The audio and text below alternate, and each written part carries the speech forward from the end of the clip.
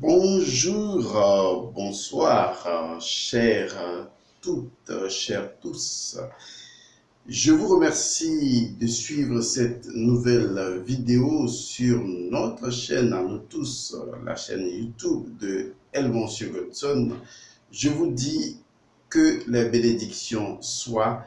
Merci donc de suivre ces vidéos, de les liker, de les commenter, de vous abonner et d'activer également la clochette de notification pour recevoir beaucoup de nouvelles vidéos.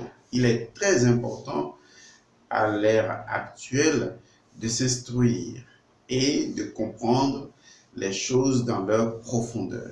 Aujourd'hui, nous allons oser. Oui, le thème est bien choisi.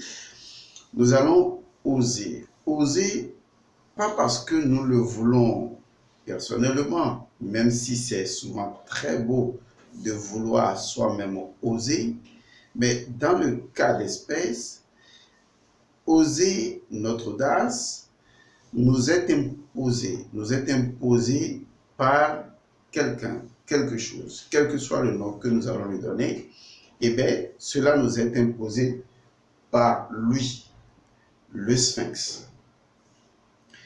Le Sphinx nous impose une directive, un principe, une loi. C'est ce que nous allons appeler l'énigme du Sphinx. Parce que dans les traditions initiatiques, lorsque vous aimeriez pénétrer dans la chambre secrète, on doit forcément vous poser une énigme. Et si vous arrivez à résoudre cette énigme-là, eh bien, vous pouvez continuer votre chemin. Nous sommes à cette croisée des chemins où il nous faut forcément résoudre une énigme ou une partie d'une énigme avant d'être autorisé à aller plus loin dans les connaissances que nous allons partager avec vous.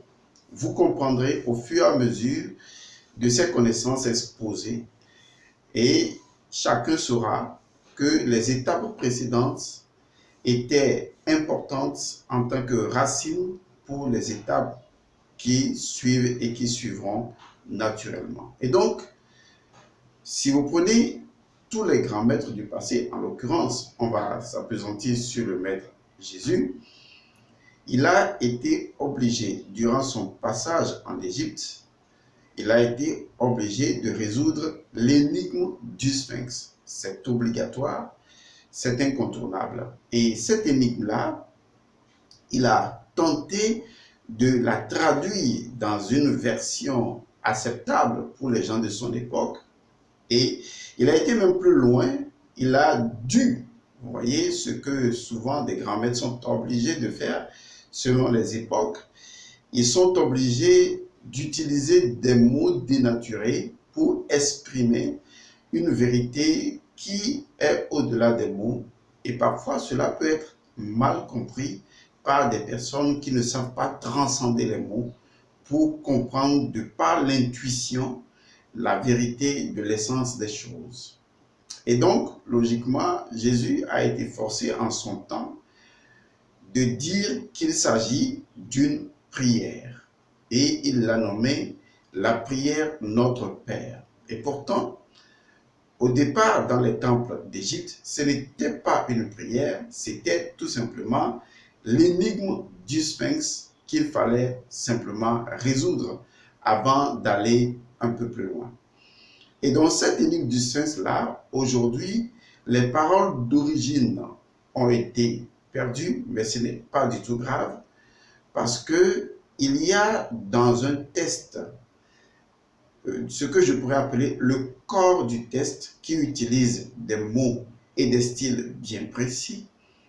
Mais il y a également l'esprit et l'âme du test qui en fait constituent les éléments invariants puisque d'une manière ou d'une autre, un individu peut se réincarner en une infinité de formes, mais son principe intérieur demeure en fait le même. Il en est de même de ce que j'appellerai la réincarnation des textes sacrés, en ce sens que les textes sacrés ou certains textes sacrés peuvent subir des transformations tout au long des générations, mais celui qui sait lire, celui qui sait voir et qui voit, qui sait entendre et qui entend, celui-là, quelles que soient les déformations littérales qui tournent autour donc d'un certain nombre de textes, il comprend au fond ce que le texte veut réellement dire. Et donc, Jésus a transposé l'énigme du Sphinx dans une version qui est appelée par les chrétiens Notre Père, mais vous connaissez cela dans une version beaucoup plus alchimique, si on se réfère donc à ce père de l'alchimie, à savoir Thoth, qui sera également appelé Hermès Trismégiste. Eh bien, nous allons pouvoir comprendre, disons, à travers Djibouti, de quoi il est concrètement question, puisque je vais vous le dire, c'est la vérité et vous allez comprendre, c'est parfaitement les mêmes tests. Sauf que le corps a changé, c'est-à-dire la forme aura changé, ou pourrait changer, ou a véritablement changé, mais que l'âme et l'esprit, d'accord, de ce test ne changent pas et n'ont pas du tout changé. Vous tous, vous avez entendu, je vais prendre mon stylo, vous tous, vous avez entendu parler de la table d'émeraude. Voilà, de la table d'émeraude de Hermès Trismégiste.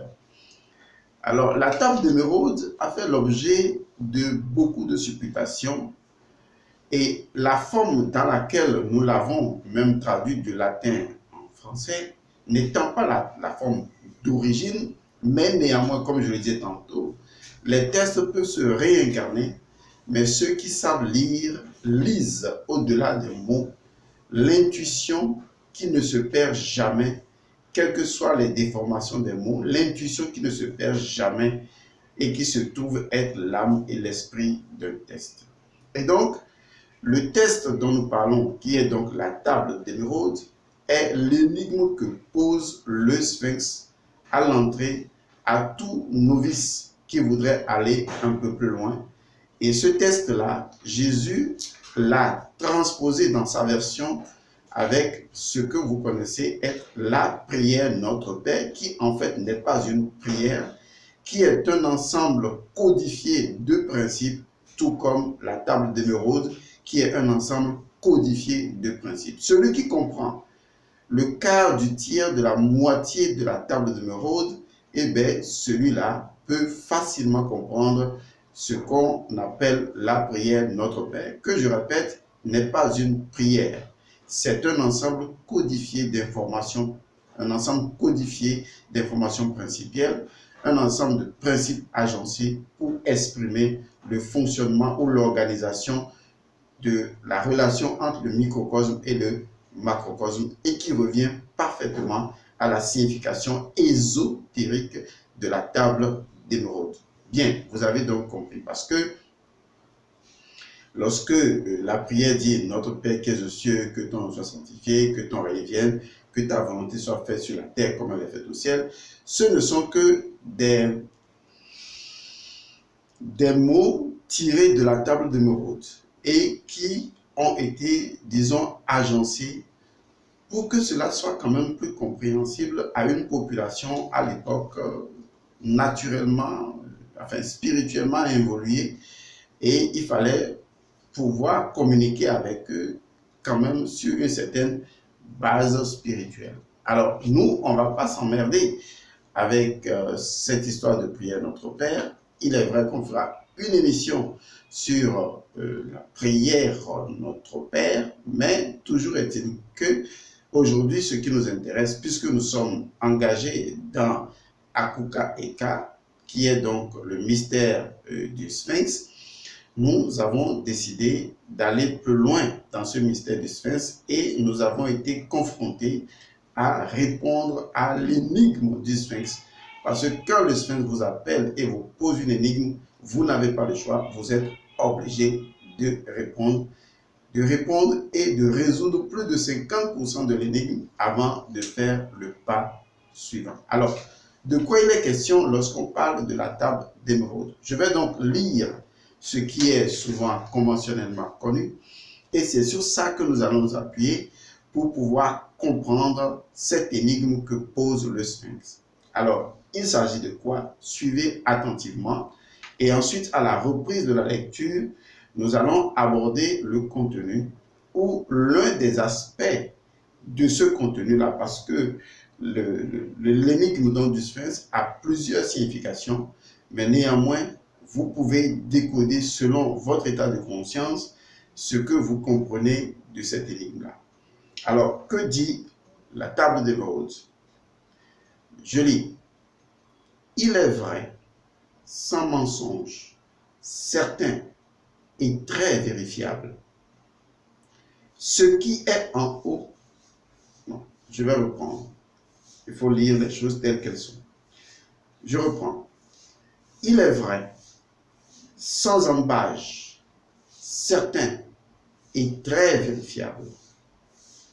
Ce qui est en bas est comme ce qui est en haut, et ce qui est en haut est comme ce qui est en bas, pour faire les miracles d'une seule chose. Et comme toutes les choses ont été et sont venues d'un, par la médiation d'un, ainsi, toutes les choses ont été nées de cette chose unique par adaptation.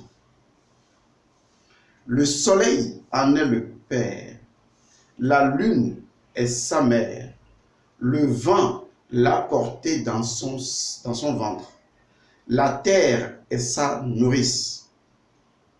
Le père de tout, le délaissement de tout le monde est ici. Sa force ou puissance est entière, si elle est convertie en terre. Tu sépareras la terre du feu, le subtil de l'épais, doucement, avec grande industrie. Il monte de la terre au ciel, et d'Erchef, il descend en terre et il reçoit la force des choses supérieures et inférieures. Tu auras, par ce moyen, la gloire de tout le monde. Et pour cela, toute obscurité s'enfuira de toi. C'est la force forte de toute force, car elle vaincra toute chose subtile et pénétrera toute chose solide. Ainsi, le monde a été créé. De ceci seront et sortiront d'admirables adaptations, desquelles le moyen en est ici. C'est pourquoi j'ai été appelé Hermès Trismégiste, ayant les trois parties de la philosophie de tout le monde. Ce que j'ai dit de l'opération du soleil est accompli et parachevé. Fin. Alors, vous voyez, ça, c'est une énigme. C'est l'énigme du Sphinx. Et vous allez comprendre lorsque nous allons commencer à entrer en profondeur de l'énigme du Sphinx, vous allez commencer à appréhender mieux de quoi il est question. Donc, pour ceux qui nous rattrapent aujourd'hui, rappelez-vous de lire les précédentes vidéos concernant donc la playlist Akuka liée ou destinée au Sphinx. Et nous sommes toujours dans son énergie, le Sphinx. Voilà. Bien. Le Sphinx, eh bien, c'est ça. D'accord? Nous sommes là avec le Sphinx. Pour qu'il n'y ait pas de confusion. Ici, c'est justement l'oiseau Bénou, tel que ainsi appelé en égyptologie translitéré Donc, nous avons l'oiseau Bénou, dont nous avions déjà parlé la fois passée dans notre précédente vidéo. Alors, pour revenir à cette énigme que nous pose le Sphinx, nous allons évoluer étape par étape. Ok, commençons par le commencement. La table d'émeraude nous dit, puisque c'est un ensemble codifié de principes universels, nous allons en toute conscience évoluer dans cet état d'esprit. La table d'émeraude dit, dans son entrée, il est vrai, sans mensonge, certain, très vérifiable. C'est là que tout devient intéressant. Parce que nous retrouvons dans cette phrase, si on peut ainsi l'appeler, une très grande vérité. D'abord, nous avons l'expression « il est vrai », sans mensonge. Ça, c'est une première partie. Certain, deuxième partie. Très vérifiable, troisième partie. Alors, il est vrai. Le Sphinx nous introduit dans la vérité. Comme le disait Jésus en son temps, vous connaîtrez la vérité. Pas les vérités, la vérité. Il n'y a qu'une seule et unique vérité. C'est la vérité. C'est le tout. C'est le principe de le tout est esprit. L'esprit est l'intelligence infinie, illimitée. Et ça, tout métaphysicien ou hermétiste le sait. Parce que en dehors du tout, il n'y a rien d'autre que le tout. Autrement, ce serait toujours le tout. Le tout est la seule et unique vérité. Lorsque vous atteignez la dimension du tout, du non-soi, où votre soi-même n'existe plus, où n'existe que le Brahman, où vous devenez le Brahman, eh bien, en ce moment, vous réalisez que vous êtes le tout, vous êtes la totalité de tout. Et donc, la vérité est une, elle n'est pas deux, elle n'est pas multiple. Il n'y a pas de chacun à sa vérité, il n'y a que des aberrations. Comme le dirait un grand penseur, les hommes endormis, faisant chacun leur rêve, ont chacun leur vérité. Mais les hommes éveillés n'ont qu'une seule vérité. La vérité est une et incontournable. Elle est dans ce test. C'est une seule vérité. Vous devez commencer à arrêter de penser qu'il y a plusieurs vérités. Certes, c'est comme l'histoire de l'éléphant de Bagdad, où un éléphant a été posé dans un enclos caché, camouflé, où on a demandé à chacun d'envoyer sa main à travers des trous et de toucher des parties de l'éléphant. Entre-temps, à Bagdad, personne ne savait ce que c'était un éléphant. Et donc, chacun a touché une partie de l'éléphant et chacun a donné son point de vue. Et voilà les gens qui disent « Oh, un éléphant, ce sont de grandes défenses. » L'autre dit « Ce sont des colonnes qui ressemblent à des pattes géantes. » Un éléphant, c'est quelque chose, enfin, c'est une longue trompe. Donc, chacun donnait son point de vue. Parce que chacun a vu des parties de cet éléphant et n'a pas vu la totalité de l'éléphant. Parce que aucun d'entre eux n'avait pensé de façon holistique, de façon circulaire. Sinon, il n'y a qu'un seul éléphant, mais chacun vient, percevant une partie de cet éléphant, dire que, eh bien, le tout éléphant était une trompe où seraient les défenses. Et c'est l'erreur formidable que beaucoup de personnes font, c'est de penser qu'ils sont dans la vérité à partir de leur vérité, alors qu'ils ne connaissent même pas la vérité, puisque la vérité est sans mensonge. Il faut comprendre ce que ça veut dire lorsqu'on vous dit sans mensonge. Jésus en a parlé dans les évangiles lorsqu'il dit « Vous êtes enfants de votre père, Satan.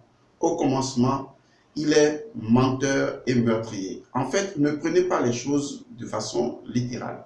Il veut dire simplement que Satan, qui n'est rien d'autre que Seth, représente le temps.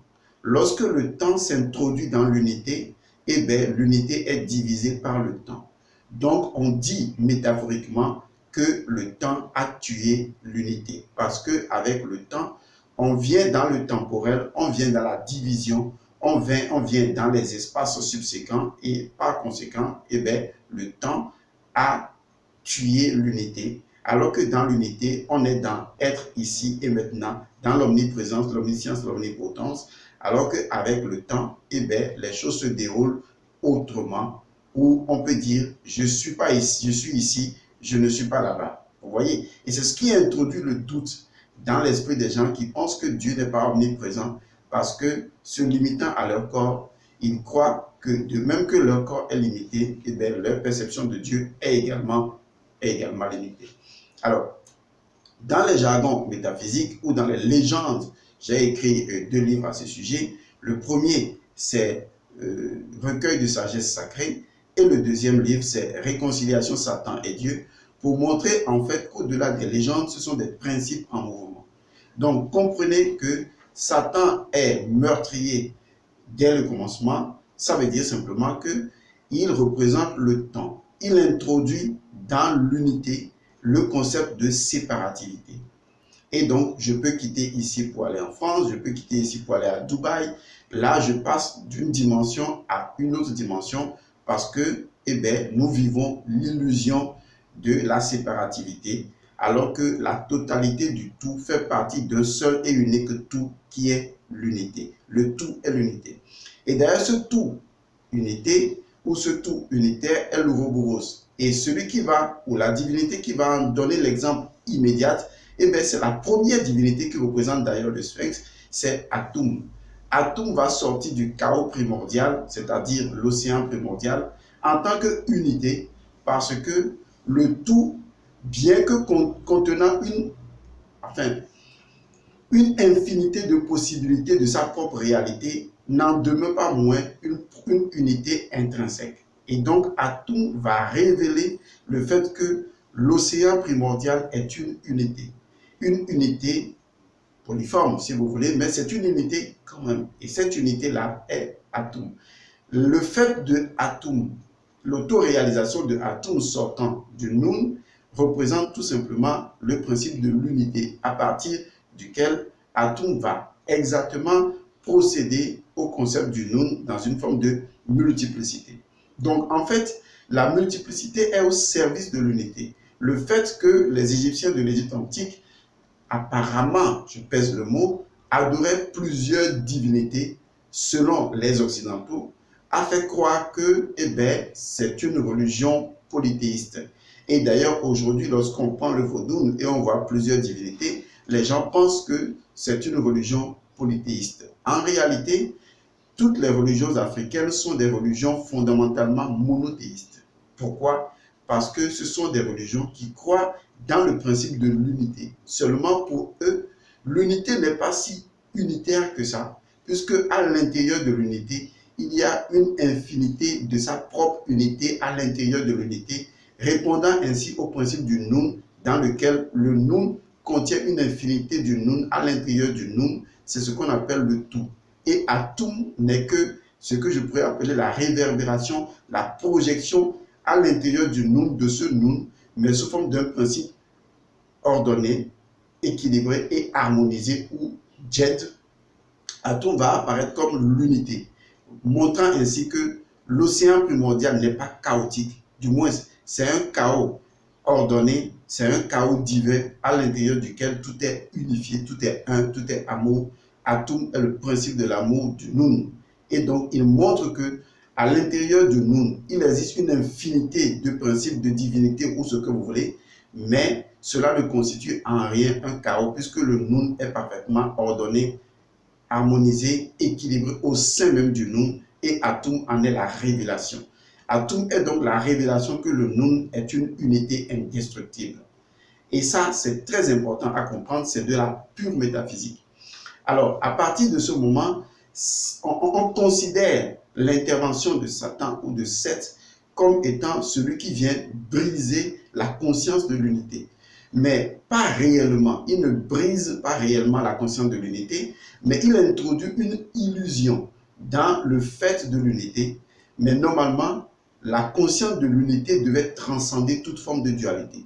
Prenez le premier principe, par exemple, de l'hermétisme qui dit le tout est esprit, l'univers est mental. Vous voyez, au même moment qu'on vous dit que le tout est esprit, on vous dit que l'univers est mental. Sans oublier que l'univers qui est mental ou dont le principe de création est mental fait justement partie du Nun et constitue ne serait-ce qu'une petite cellule ou un atome du Nun pendant que le nous-mêmes demeure encore le tout est esprit.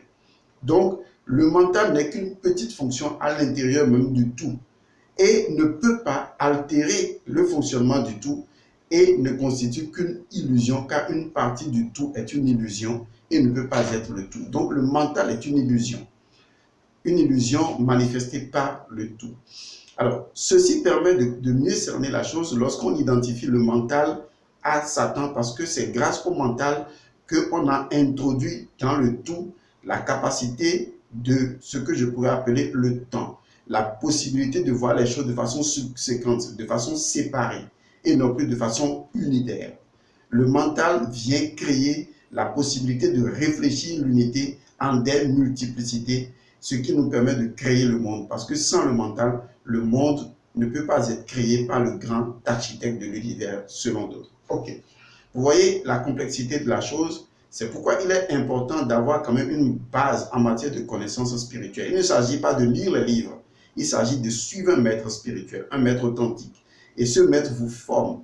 Sinon, vous allez lire beaucoup de livres, mais à la fin, après 10 ans, après 20 ans d'expérience de lecture de livres, vous n'avez aucune réalisation, vous n'avez été formé à rien du tout, vous n'avez eu aucun éveil spirituel. Et ça, ce serait un désastre.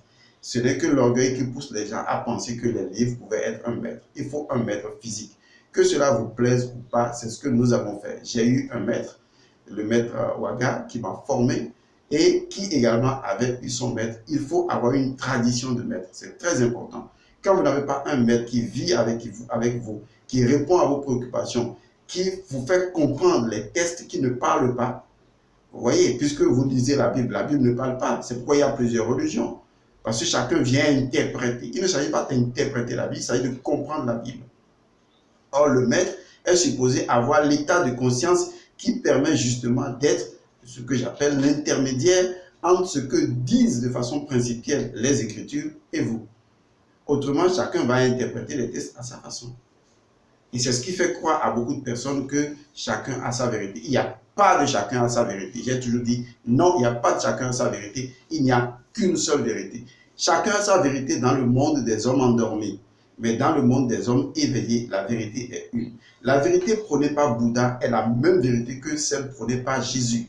Est la même vérité que prônée par Mahomet, que par Zarathustra, que par tous les saints connus qui ont foulé la terre.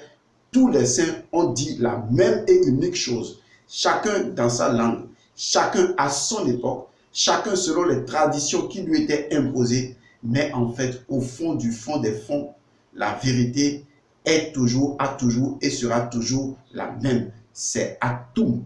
C'est tout simplement cela. Bon, vous comprendrez quand j'expliquerai mieux tout ça. Parce que entrer dans l'énigme du Sphinx, c'est la clé, le dévoilement de tout. Alors, comme je le disais tantôt, il faut comprendre que d'entrée, le messager Thoth nous dit tout simplement ceci.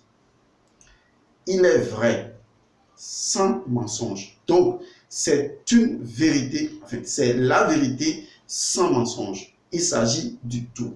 Et cette vérité-là, c'est Atum. C'est l'essence infinie, illimitée. C'est ce qu'on appelle l'esprit ou le tout, si vous voulez. D'accord? En dehors du tout, il n'y a rien d'autre que le tout. C'est ce que j'appelle le principe de l'absoluité.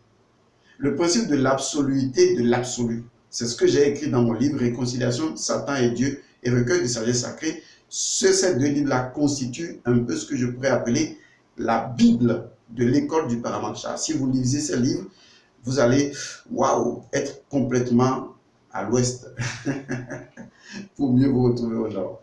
Enfin, juste pour vous faire rire. Alors, le principe de l'absoluité de l'absolu dit simplement ceci. L'absolu n'est absolu que lorsque l'absolu a la possibilité de ne pas être absolu, c'est-à-dire d'être relatif. De telle sorte que et l'absolu et le relatif constituent l'absoluité de l'absolu. C'est très simple. Il suffit de réécouter ce que je viens de dire. L'absolu n'est absolu que lorsque l'absolu a la capacité d'être également relatif, de telle sorte que et l'absolu et le relatif constituent l'absoluité de l'absolu. C'est très simple. C'est devenu un peu comme un verset que tous les étudiants du 3e niveau connaissent. Puisque c'est au 3e niveau que je leur enseigne la magie naturelle. Et donc ce principe-là dit simplement que l'absolu n'est absolu que lorsque l'absolu n'est pas l'absolu. C'est très important. Donc on est ici en face de l'absolu ou le tout. Le tout n'est le tout que lorsque le tout n'est justement pas le tout, de telle sorte que le tout est à la fois le tout et ce que le tout n'est pas. Donc c'est tout cela qu'on appelle le tout. Et c'est très important d'ancrer cela. C'est pourquoi, disons, la vérité de ce texte dit déjà à l'entame, il est vrai, sans mensonge. Donc nous parlons non seulement du tout, mais nous parlons de ce qui est le non-tout, de telle sorte que le tout et le non-tout, c'est le tout. Donc c'est la vérité sans mensonge. C'est la vérité dans l'absoluité de l'absolu. Je crois que maintenant, c'est clair. C'est ce qu'on va appeler dans le premier principe hermétique, le tout est esprit. Et donc, l'esprit est l'intelligence infinie. L'intelligence infinie est l'absoluité de l'absolu.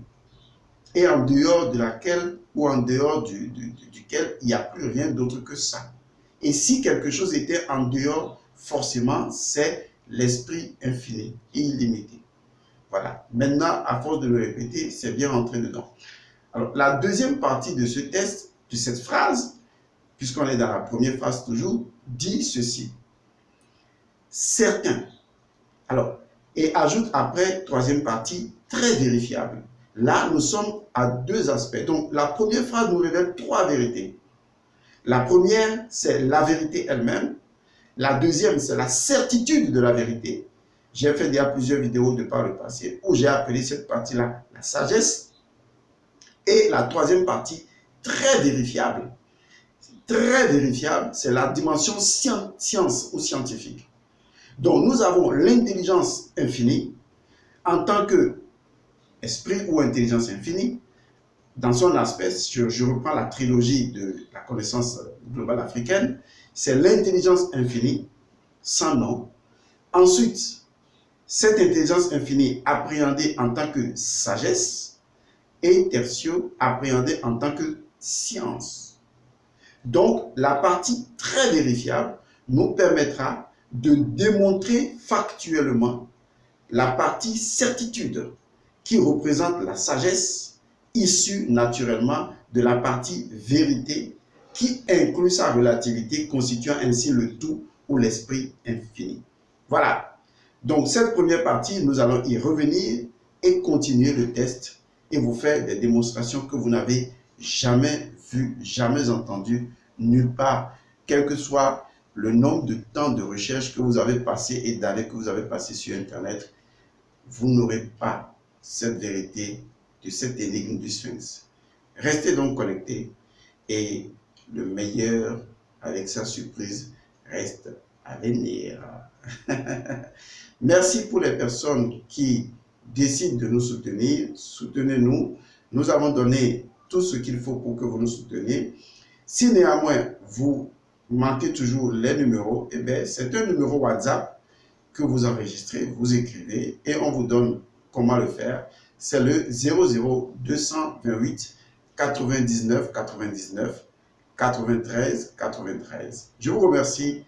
Paix à vous. Force, vie, santé. Que les bénédictions soient.